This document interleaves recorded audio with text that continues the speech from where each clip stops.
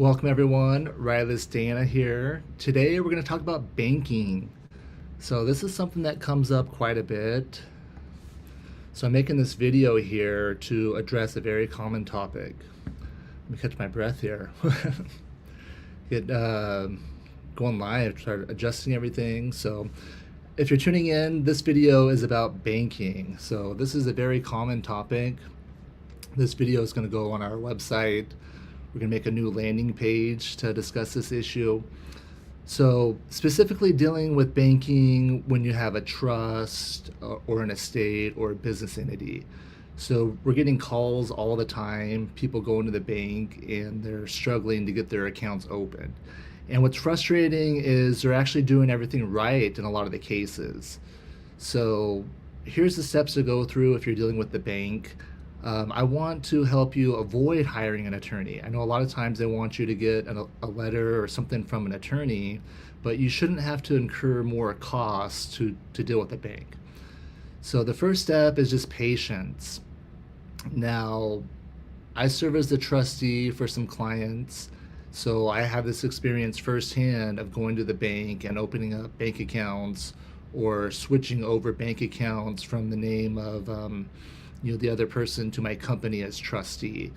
And although this seems like it should be a straightforward process, a lot of times the banks can make it very difficult. It's not uncommon to have several visits to the bank, unfortunately. I've had it where it's taken me 3 or 4 different times to go down to open up an account for a client. So just be patient, number one. Understand that even if you hire an attorney to do it, they're probably going to get the same backlash, same process. Second thing is to keep good records, keep detailed records. When you go there, who did you talk to? What's their first, last name, even employee ID number sometimes. You want to make sure you can identify them, and what exactly did they tell you. So keep good records and request written instructions. So if they're not allowing you to open up the new bank account for your trust or LLC, why not? What do you need? So have them give it to you specifically in writing what you're missing, if possible.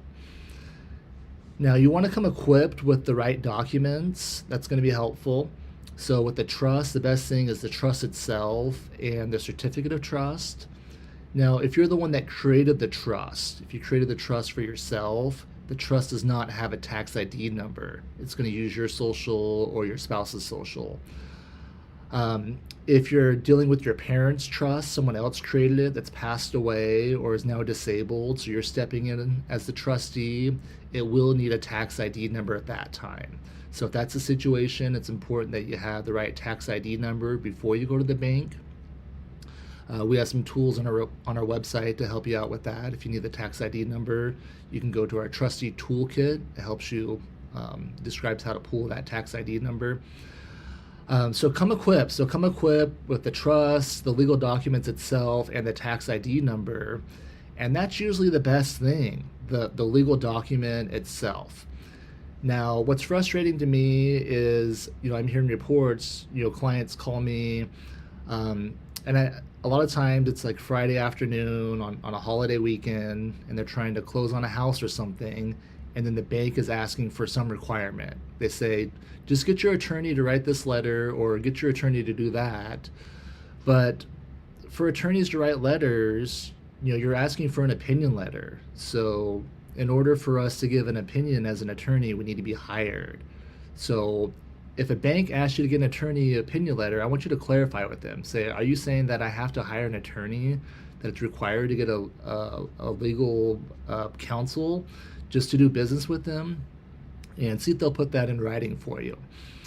So stay patient. Hopefully banks get better. I remember back in the days, you'd go into a bank and there's actually a lot of people there, and they pretended like they wanted your business and they were there to work for you.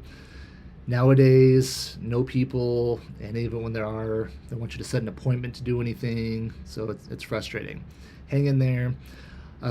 If you're going through all those steps and you still need help at the bank, reach out to us. We can help you. Thanks.